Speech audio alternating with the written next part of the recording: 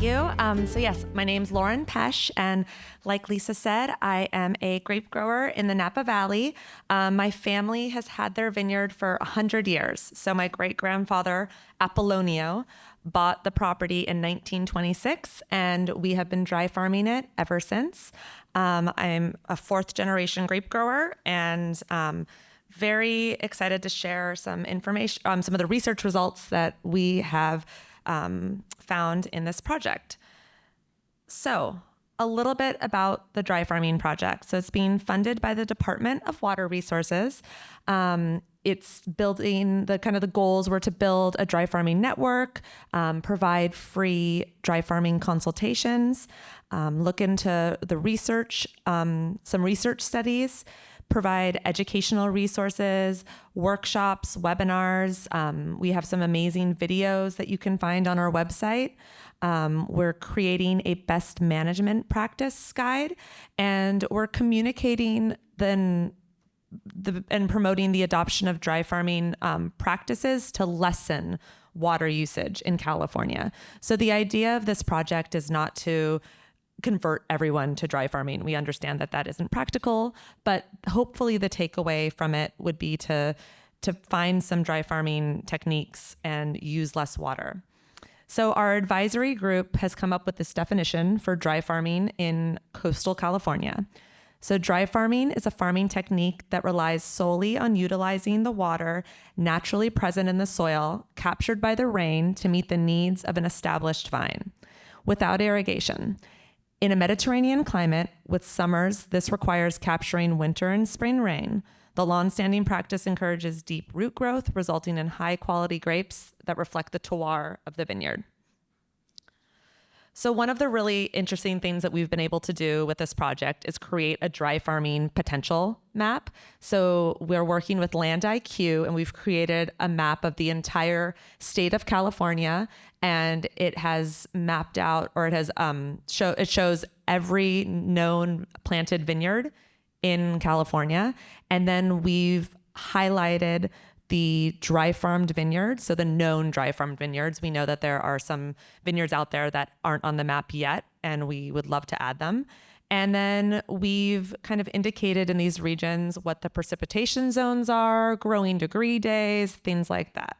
So the idea with this map is that you'll be able to kind of zoom in on a region. So this is a Napa, and everything that's highlighted in green is a dry farmed vineyard in the Napa Valley. And so you'll be able to click on that dry farm vineyard, and you can see the rootstock that the grower is using, the spacing, the years that it was planted, the varieties, what the yield is, and things like cultivation practices, all of these great things that can help you make an educated decision on whether you want to dry farm your vineyard. And it will also have the contact information for the vineyard owner.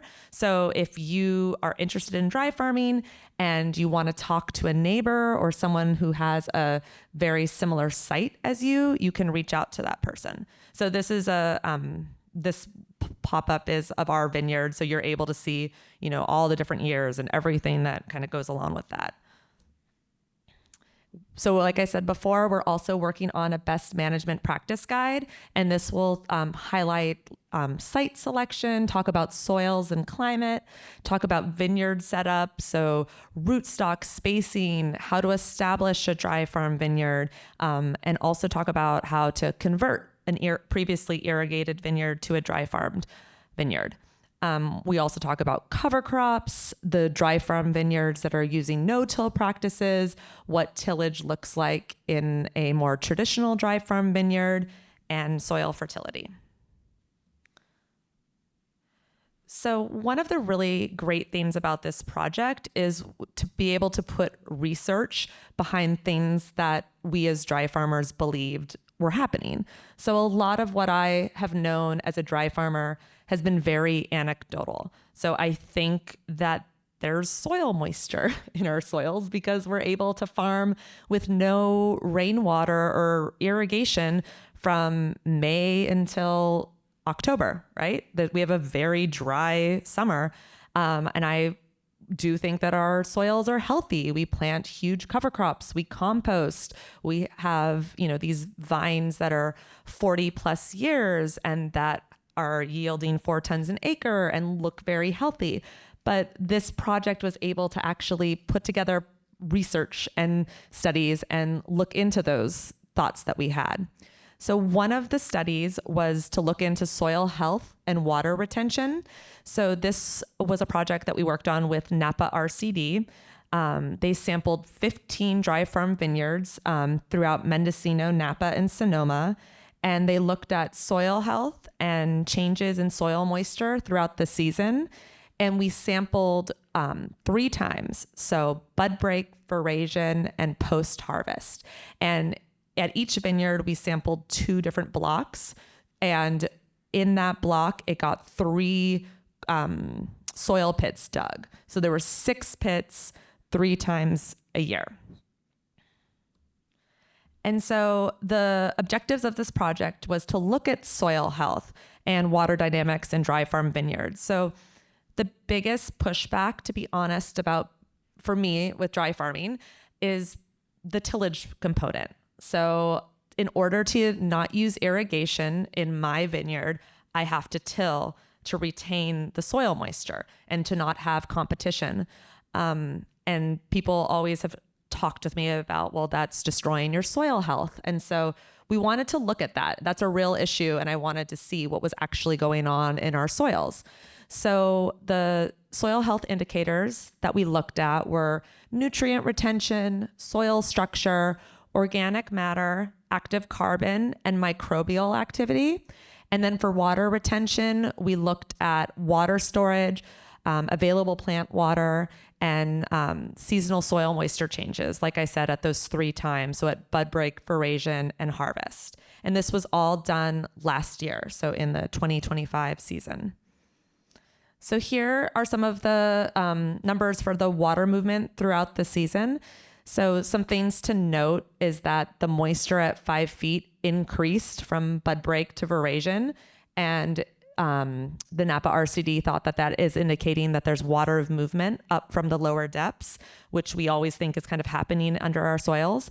And then there was moisture on the first foot that was higher at harvest than at veraison. And if any of you remember, in 2025, we had some early rains for harvest. So that was why those numbers look a little different.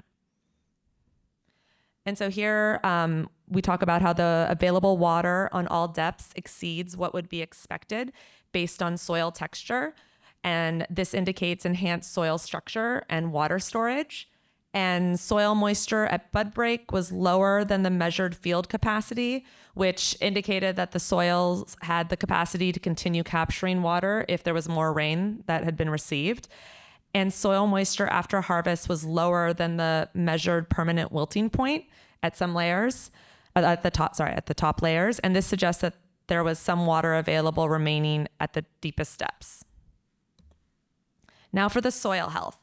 Again, we looked at cation exchange capacity, aggregate stability, organic matter, active carbon, and soil respiration. And so we have the information for the vineyard and then also the regional average. So the way we were able to get the regional average was the Napa RCD had taken over 100 soil health samples at different vineyards, most of them irrigated, a combination of tilled and non-tilled vineyards in Napa. And so we were able to look at our vineyard compared to the regional average. And so you can see that a lot of what we found is that we were very close, if not exceeding the regional average. And this is a vineyard that is tilled. So we disc twice in the spring, we cultivate. So the active carbon was way higher in this vineyard than the regional average. Organic matter was close, if not a little bit higher. We have 2 different blocks, so the field 1 and field 2. And soil respiration was quite a bit higher than regional average. So it was a really interesting thing to see. And what I take away from this study is that not all cultivation is bad. Sure, there is bad cultivation practices out there. You can not plant a cover crop, not add compost, cultivate, spray Roundup, and I'm sure that's very unhealthy soils. But just because you cultivate doesn't mean that it necessarily is poor soil health, which this study is showing us. And this vineyard puts in a cover crop every year, and we, like I said before, we do 3 tons of compost per acre. So it's proving that there's healthy soils. And some of the conclusions that Miguel with Napa RCD had was that the soil in this dry farm vineyard is storing and mobilizing water very efficiently. Soil health in the vineyard is excellent compared to the regional averages. And there is some management practice that we can change so that the first field, we could maybe do a few less cultivation passes. But that field 2, the first field so far, field 2 doesn't seem to need to have anything changed at this point. And then for more information, this is Miguel's contact information. So he has been doing the project and putting it all together for us, and this will all be available on our website. And so another study that we're doing is with UC Berkeley, and it's looking into the carbon sequestration of dry farm vineyards versus irrigated and no-tilled vineyards. So they did 8 dry farm sites through 3 different counties, similar to what Miguel's Napa RCD research was doing. They paired each dry farm site with an irrigated counterpart. So we tried really hard to find a very similar irrigated vineyard next to a dry farm vineyard that had the same variety that was planted, close to the same age, hopefully the same rootstock. So we were trying to make them as similar as possible, and with the exception that one was dry farmed and one was irrigated. And the distance between each of the vineyards averaged about 630 meters. And so here's some of the research results on the carbon. And they have just found that the dry farm vineyards did not show any carbon trade-offs when compared to the irrigated vineyards. And the above ground stocks were not different across any management type. And so there was no difference in stem water potential between the dry farm vineyards and the irrigated vineyards. And I think they said that there was a very slight difference midday with stem water potential later in the season, with the irrigated tending to have a little bit higher stem water potential than the dry farmed vines. So they're also conducting interviews with the dry farm vineyards and the irrigated vineyards. They're trying to see how different they are with management practices. So obviously not all irrigated vineyards were no-tilled and not all dry farmed vineyards were tilled, but so they're gonna have all that information in the final results of their study. And so if you wanna find more information on this dry farming project, if you go to the CSWA website and go under projects, you can find it. You can go to this QR code, or you can find me or Lisa afterwards, and we'll direct you to the website. So I'm happy to answer any questions. Yeah, Lauren, back to reference to the first project, was it you stopped at the depth of 5 feet? 5 feet, the yeah. most active root zone, or are your vines being trained to even go deeper? Some of the vines were appearing to go even deeper. Totally depended on the soil and the location and the rootstocks that we were using. Our St. George went really deep. Our 5C didn't have as big of roots deep down. But the man who was digging the soil pit said he'd never seen root structures like that. There were big roots going across the field. Right. Good, thank you. Mm-hmm. Any other questions? No? Oh. Are you going to do this for a lot of years, continue the research? Not now. So the question was if we're going to continue the research. So not now. I'd love it. I mean, I think it's opened up a lot more questions. I'd love to see more vineyards. I mean, every season is so different. You can kind of get pushback being like, well, that was a good rainfall year. So of course everything went really well, right? So we couldn't predict, what the rainfall year was going to be like last year. So I'd love to do it during a drought and see what was going on with soil moisture in our dry farm vineyards.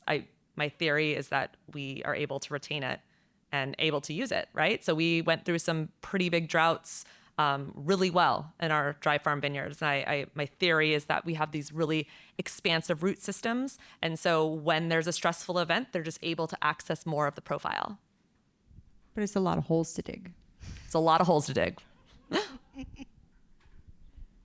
Yes. So the Napa Sonoma Mendo vineyards, you showed soil characteristics. Could you tell me yields? So just for my vineyard, so we yield 4 tons per acre and we thin to that. So that's our goal for quality. I can't go off right now and tell what all the yields are, but if you go to that map and you click on the dry farm vineyards, there's yield information for each one of those. So you'll be able to see. And it changes. I mean, everybody has different practices, different, what quality is to them, right? So like maybe somebody's goal is 3 tons and that's what they thin to, or that's how they farm to. Some people are experimenting with dry farm vineyards and no-till because they want to like kind of naturally decrease the yield in their vineyard. So everything's very different. But for us, 4 tons an acre for our reds is our goal, and then our whites is 6 tons. But you can see that all the information on the map. I guess you mentioned it again just now, no-till versus tilling. I guess I'm just maybe surprised to hear about the use of tilling in what you're doing, and it would make me curious to know, is that mostly a strategy to get your cover crops to take, or are you actually finding that you loosen the soil and that's what's introducing more moisture? And is that like used in contrast to the potential of like deep ripping for? So the use of tillage in our dry farm vineyard, and I can only really speak to our personal vineyard, is to retain the soil moisture. So it is, yes, to incorporate the cover crop, right, into our soil, but it's also to essentially create a sponge. So we're making the soil like a sponge and then working the soil and almost create I don't want to use the word dust mulch, but the crust on top of the soil, it's like seals the moisture in. And so you can go out in our vineyard in July with a shovel and dig down and there's moisture in there. And so it's our way of being able to conserve the moisture. So that's why we're tilling. When we've experimented with no-till, we've seen that our vines don't do as well. So it really invigorates them. Do you have a lot of clay in your soil? No, not a lot of clay. Yeah. But and the clay is actually, we do have clay, one little piece of clay soil, and that's one of the more difficult ones to dry farm. So when we were having our roundtable talk, I was telling our table about a time when my dad, who's a dry farmer, was planting a new vineyard and he planted rootstock. And we don't have drip lines in our vineyards, and so everything gets hand watered when we need to. And so we do hand water the first year and the second year of a dry farm vineyard, and then never after that. But we had the rootstock planted, and we were going to go in and field bud, and our budders came out and said, you need to add water to this vineyard because it's drying out, and we need to have the sap running to be able to bud. And my dad didn't have the crew to hand water. So he went out with a cultivator and he did a couple passes of cultivation. The budders came back and thanked us for watering. So the cultivation acted like an irrigation. And there's an idea that one cultivation is like 2 irrigations. So it's how it works in our vineyard. Any other questions? So I would follow up on that, and what you're describing, I think from some of your articles and other conversations you've had with the vineyard team out of Central Coast, dust mulch. I don't like using that word. I've had some strong reactions to that. So I'm trying to come up with another word, but that's essentially what it is. It's the common expression among mini growers. Okay. Yeah. And so you just mentioned the idea of a tillage being worth irrigations. I haven't seen any peer-reviewed papers that say that tillage at the surface brings up deep soil moisture. But that's your experience at your vineyard, correct? It's our experience at our vineyard. And with this study, we were able to put in ET sensors. And during our cultivations, you do see like the ET going up. the evapotranspiration. After tillage? Yes. So we'll be able to provide that information too as part of the study. All right. So, but when we do it, it invigorates our vines. It's like they've been watered. ET crop, ETO reference. Reference includes cover crop. ETC is just your vines. So what just the went up? vines. Okay. Thank you. Yes. This is going to be a big picture question you need to just answer. Okay. But if you were to take just the Napa Sonoma region, kind of what percentage of that region has potential for dryland farming? I think most vineyards that are on the valley floor would be able to be dry farmed. It's the vineyards that are there right now, potential to be dry farmed, probably less than what if you were starting over again. So if you start a dry farm vineyard with the idea that it's going to be dry farmed and you have the appropriate spacing, so we say that we need about 50 square feet per vine to successfully dry farm. We pick a rootstock that's, really receptive to dry farming. I think there's a lot of vineyards that are able to. The vineyards that you can't dry farm are like the ones on the hillsides where, maybe you don't have as much soil or you're unable to do tillage because of erosion issues. I think a big chunk, if you look at where vineyards were planted in Napa before the 1970s when drip lines came in, I think that's where you can dry farm. Irrigation has allowed people on the periphery to, be able to farm, right? I am done. That wasn't even a 3-minute thing. I just got it done. Okay. But please come and find me and I'd be happy to talk about it. So, didn't even see.